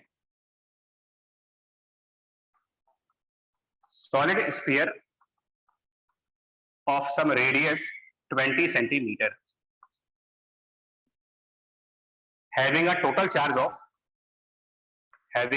charge of 10 millicoulomb, 10 millicoulomb total charge. What is the electric field at point P1, which is 10 centimeter away from the surface? And what is the electric field at point P2, which is 5 centimeter inside the surface? ये question है, electric field at P1 and electric field at P2, ये questions पूछे गए मुझसे। तो हमने इसका solution जब देंगे तो हमें फिर से ध्यान रखो, यहाँ तुम लोगों से ये उम्मीद नहीं की जाती है कि इसको डिराइव करोगे, उम्मीद ये की जाती है कि ये याद होना चाहिए। तो एट P1 कौन सा फॉर्मूला यूज करना है? देखो, सर ऊपर वाला ई आउट वाला क्या लिखे E इक्वल्स टू 1/4πε0, ये जो 1/4πε0 है ये हो गया 9 × 10⁹9। Charge capital Q 10 millicoulomb 10 × 10⁻³ upon square of distance from centre तो 0.3 P1 का डिस्टेंस सेंटर से 30 centimetre 0.3 square and unit obviously newton per coulomb है, electric field newton per coulomb में आती है। At P2 electric field E equals to, formula देखते हैं, charge upon 4πε0, 4πε is again 9 × 10⁹9 into charge 10 millicoulomb. सिर्फ formula use करने के लिए आता है और कुछ नहीं आता। Upon capital R cube, radius का क्यूब, रेडियस 20 सेंटीमीटर, 0.2 का cube, 0.2 cube into small r distance from centre 0.0 P2, centre से इसका डिस्टेंस, तो 5.5 अबे क्या हो गया, 20 सेंटीमीटर 0.05 रेडियस, 0.1 15 सेंटीमीटर हुआ। अरे हाँ 0.15 0.15। ऐसी ही गलतियां होती हैं आसान क्वेश्चंस में भी। बस ये काम कर रहे हैं, न्यूटन पर कूलम, ये भी आ जाएगा आंसर आपका।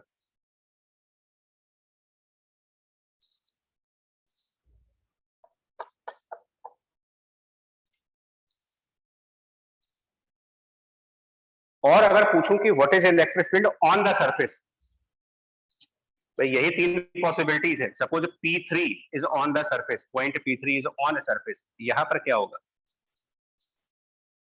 तो चाहे आउटसाइड वाला फॉर्मूला यूज कर लीजिए, चाहे इनसाइड वाला यूज कर दो, सेम ही आंसर आता है। तो अगर एट P3 निकालना है तो हम ये वाला फॉर्मूला यूज करेंगे, आउटसाइड वाला, 9 × 10⁻9, चार्ज 10 × 10⁻³ बिकॉज मिलीकूलम है, अपॉन r²। बट P3 वाले केस में पॉइंट P3 एंड सेंटर के बीच का डिस्टेंस मतलब तो रेडियस 0.2 0.2 का स्क्वायर। दैट्स ऑल, इतना ही करना और कुछ नहीं करना उससे।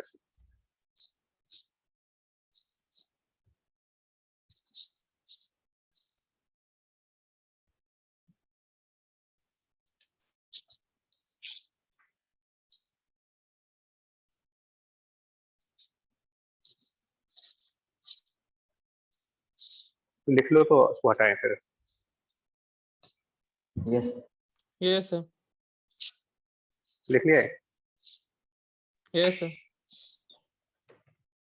ठीक है।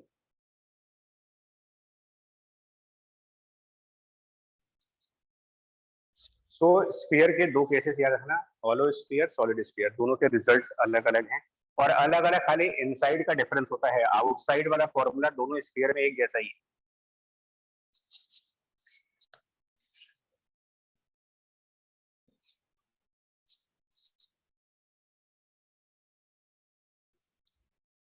स्फीयर के बाद सेकंड केस आता है इनफाइनाइट लाइन चार्ज।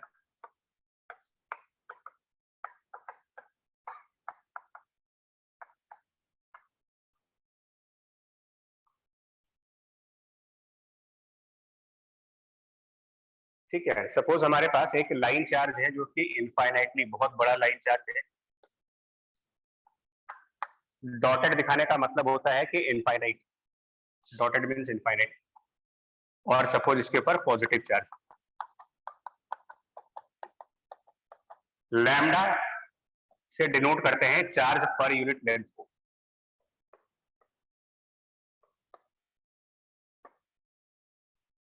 और क्वेश्चन ये है कि इससे कुछ डिस्टेंस पर क्या होगा इलेक्ट्रिक फील्ड की वैल्यू, ये क्वेश्चन है। यहां पर क्या इलेक्ट्रिक फील्ड होगी, ये क्वेश्चन है।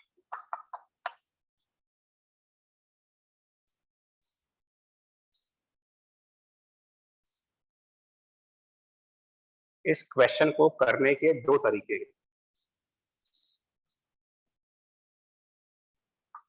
इसको करने के दो तरीके हैं, जल्दी जल्दी देखेंगे। एक मेथड 1, इस क्वेश्चन को करने का एक मेथड जो है वो है कैलकुलस यानी कूलम्स लॉ।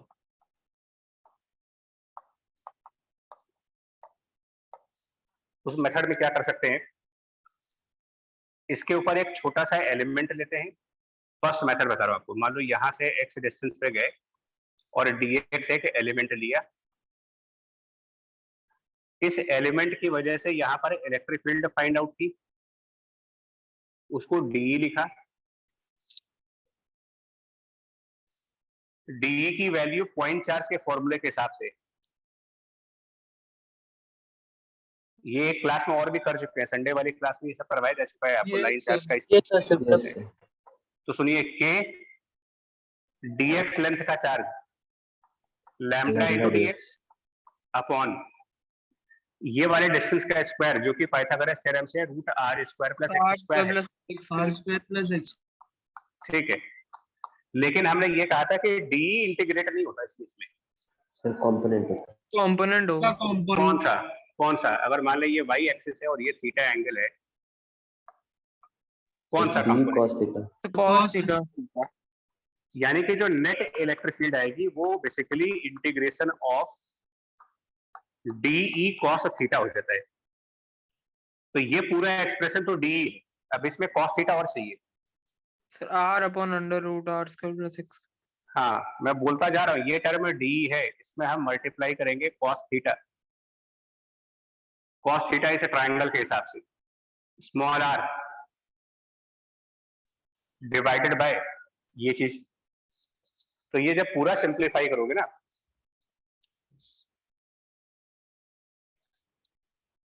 तो मैं पूरा लिखता हूं क्या आएगा। यहां पर r का टर्म आ जाएगा और डिनोमिनेटर में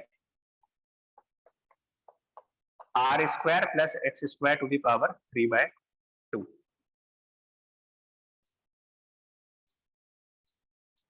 और इसके लिमिट्स रखेंगे, तो क्योंकि ये इन्फिनिटी तक जा रहा है तो एक लिमिट हमारी प्लस इनफाइनाइट की होगी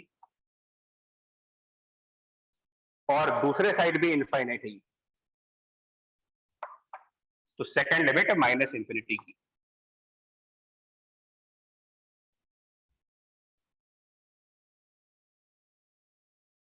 ठीक है, Yes, sir. Yes, और sir. ये इंटीग्रेशन याद करिए, उस क्लास में भी आपसे कहा था इसका स्टैंडर्ड रिजल्ट होता है Yes, sir. -1 upon under -1 root by r r square square plus x. plus x। तो आपके ऊपर छोड़ रहा हूं, मैं आंसर लिख दे रहा हूं। जो आंसर आएगा वो आएगा 2k लैम्डा अपॉन r। आप क्रॉस चेक कर लेना इसको घर पे कैलकुलस लगा करके।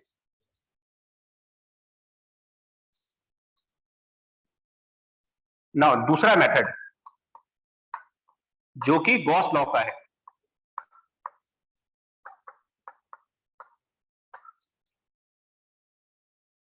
गॉस लॉ कहता है कि यार ये सब करने की क्या जरूरत थी, मतलब क्या फायदा हुआ तुमको, एलिमेंट लोगे उसका DE लिखोगे फिर उसको कंपोनेंट करोगे फिर इंटीग्रेट करोगे, इतना तामझाम करने की क्या जरूरत थी, यह आंसर तो मैं वैसे ही ला देता। ये गॉस का चैलेंज है कि जो आंसर तुम इतनी मेहनत करके लाओगे वो आंसर हम एक लाइन में ला देंगे। कोलंब ने पूछा कैसे भाई, कैसे आप ये आंसर एक लाइन में ला सकते हो बताओ। तो गॉस ने कहा देखो, अब आइए गॉस की वर्किंग पे।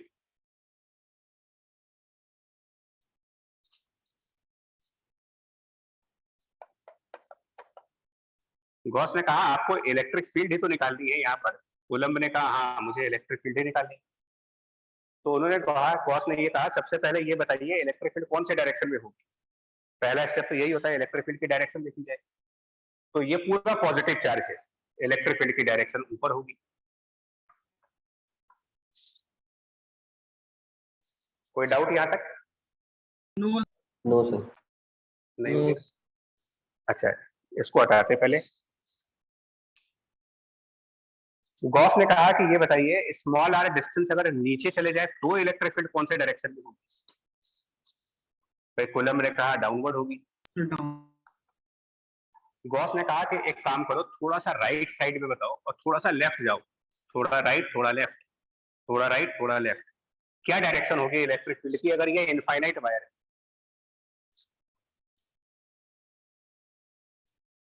किधर होगा डायरेक्शन इलेक्ट्रिक फील्ड का, यहाँ पर और यहाँ पर। अगर ये वायर इनफाइनाइट सर अब upwards, और नीचे वाले में डाउन। एक मिनट फिर ऊपर आएगा, क्योंकि क्या फर्क पड़ता है, देखिए जब ये चीज इनफाइनाइट है तो थोड़ा सा राइट होने पर या थोड़ा सा लेफ्ट होने पर भी तो हम परपेंडिकुलर बाइसेक्टर पे ही रहेंगे। यस यस भाई अगर ये पॉइंट वायर का परपेंडिकुलर बाइसेक्टर है तो इसके थोड़ा सा बगल में आ जाओ, क्या ये परपेंडिकुलर बाइसेक्टर नहीं मान सकते अगर ये इनफाइनाइट और इनफाइनाइट है तो? Yes, sir. यस ये आर्गुमेंट है गॉस का आर्गुमेंट कि देखो ये सब तो आपको मानना पड़ेगा कि थोड़ा सा शिफ्ट कर जाओ तो भी आप ऑलमोस्ट वही इलेक्ट्रिक फील्ड होगी। कूलम्ब ने कहा कुछ हद तक तो बात सही है तुम्हारी। फिर गॉस ने ये कहा कि एक काम करो आप यहां पर एक सिलेंड्रिकल सरफेस इमेजिन करो, एक सिलेंड्रिकल सरफेस इमेजिन करते हैं जिसको गॉसियन सरफेस कहा जाएगा, अ सिलेंड्रिकल गॉसियन सरफेस।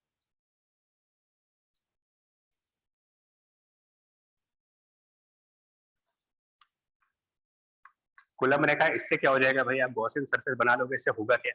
तो उनका कहना देखिए कि इस गॉसियन सरफेस के 3 पार्ट्स हैं, एक ये सर्किल वाला पार्ट, एक ये सर्किल वाला पार्ट और एक ये कर्व्ड वाला part. Part 1, part 2, part 3, 2 circles और एक ये सिलेंडर का लैटरल सरफेस, सिलेंडर की लैटरल सरफेस यानी कर्व्ड सरफेस। सरफेस 1 के नॉर्मल और इलेक्ट्रिक फील्ड के बीच में क्या एंगल बनेगा? सरफेस 1 जो कि सर्किल है, इसका नॉर्मल बताए किधर की तरफ आएगा, इस सरफेस की नॉर्मल 90 ना। राइट तो नॉर्मल और इलेक्ट्रिक फील्ड अगर 90 डिग्री के एंगल पर है तो क्या यहां से कोई फ्लक्स आएगा? No sir. नो नहीं।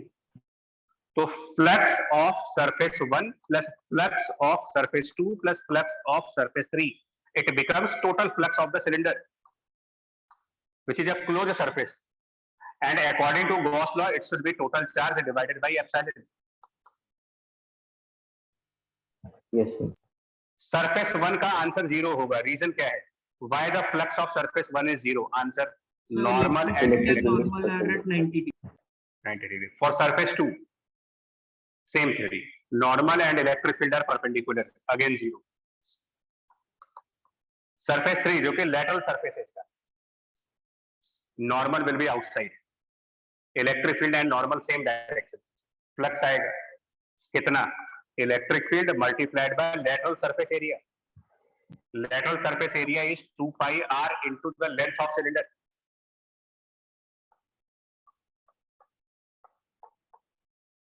अगर इसकी लेंथ को l मान लें, ये l लेंथ का सिलेंडर है, अब आप बताओ इस सिलेंडर के अंदर कितना चार्ज होगा? क्या ये पूरा वायर इसके अंदर है इनफाइनाइट वाला? No, sir. कितना कितना इस पूरे वायर का कितना पोर्शन इनसाइड द सिलेंडर है? तो सिर्फ ये पोर्शन है जिसकी लेंथ l है, और इस l लेंथ पे कितना चार्ज होगा?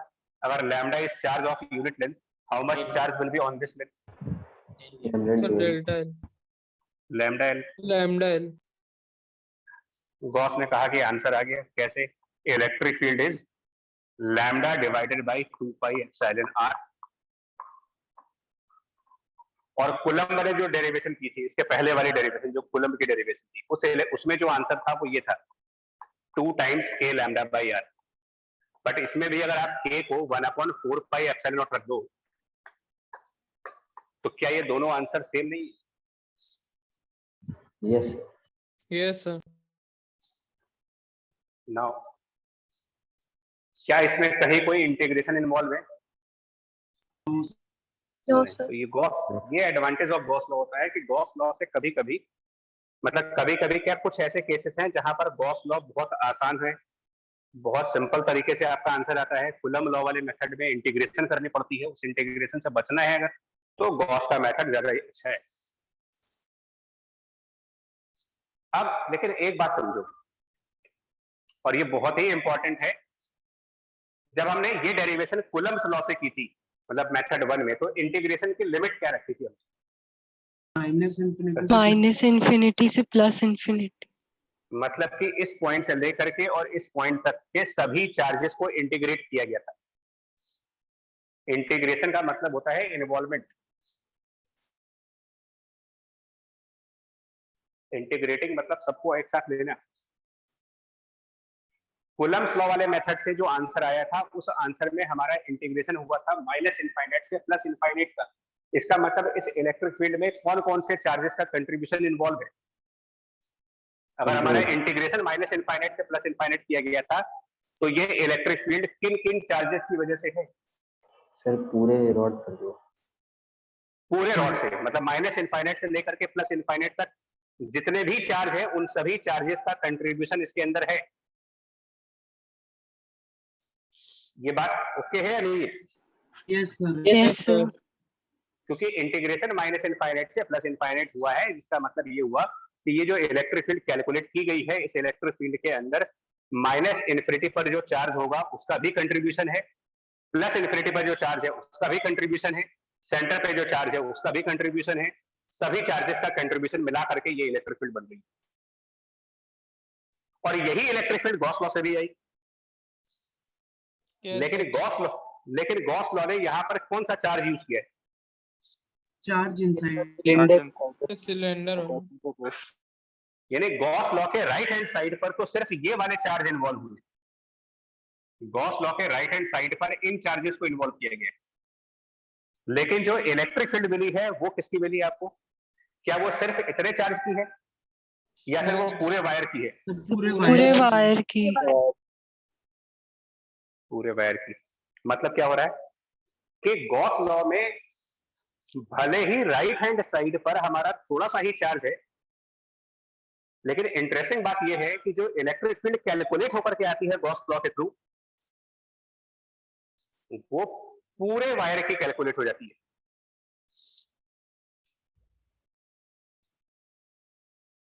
ये बात आसान नहीं है। Right hand side of the Gauss law वो सिर्फ उन चार्जेस की बात करता है जो गॉसियन सरफेस के अंदर है, लेकिन जो इलेक्ट्रिक फील्ड आपको आंसर में देगा वो मतलब जो इलेक्ट्रिक फील्ड वो कैलकुलेट करेगा वो जो चार्ज सरफेस के अंदर है उनका भी होगा और जो बाहर है उनका भी होगा। Yes, sir. Yes sir.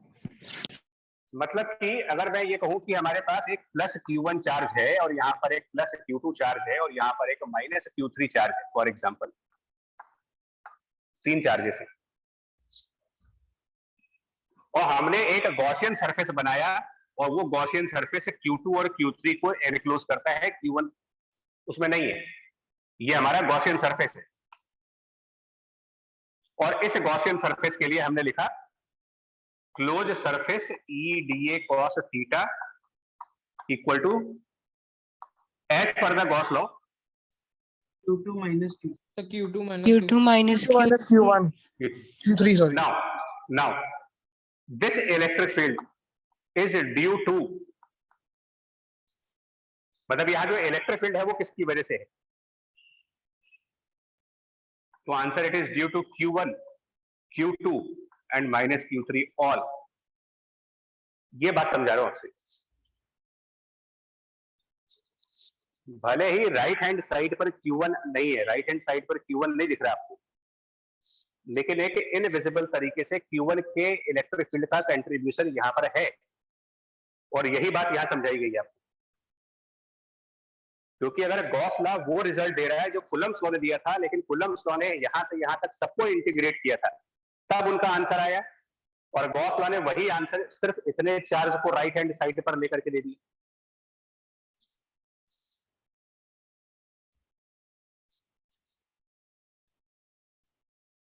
तो ये पूछा जाता है कि जो गॉस लॉ यूज होता है HCV में, इसका पूरा पूरा एक पैराग्राफ है कि राइट हैंड साइड पर अगर हमारे सिर्फ उन चार्जेस के बारे में बात हो रही है जो गॉसियन सरफेस के अंदर है, यानी कि कुछ चार्जेस गॉसियन सरफेस के बाहर भी हैं, तो क्या इनका इलेक्ट्रिक फील्ड यहाँ पर कंसीडर हो रहा है या नहीं हो रहा है?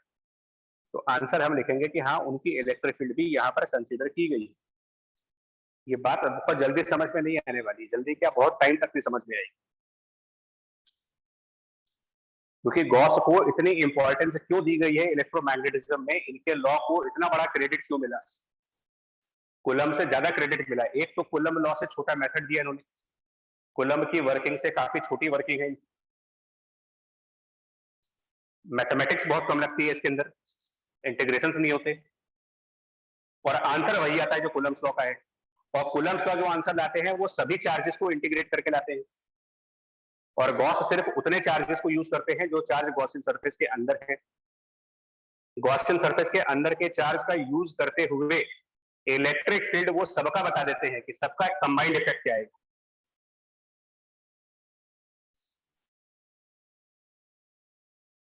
इसको क्वेश्चन आंसर के फॉर्म में ऐसे पूछा जाता है, Gauss law finds, question answer form में, Gauss law gives electric field of inside charges, statement 1, और statement 2, Gauss law gives electric field by all the charges whether they are inside the Gaussian surface और outside the Gaussian surface. सही answer क्या होगा इसमें? Statement 2। Second. Statement 2. The electric field calculated by the Gauss law is by the all charges, all charges, irrespective of the fact that on the right hand side we have only those charges which are inside the Gaussian surface.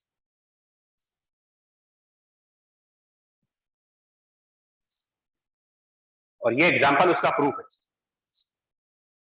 ऐसा ना होता तो Coulomb's law का और Gauss law का answer same नहीं आ रहा।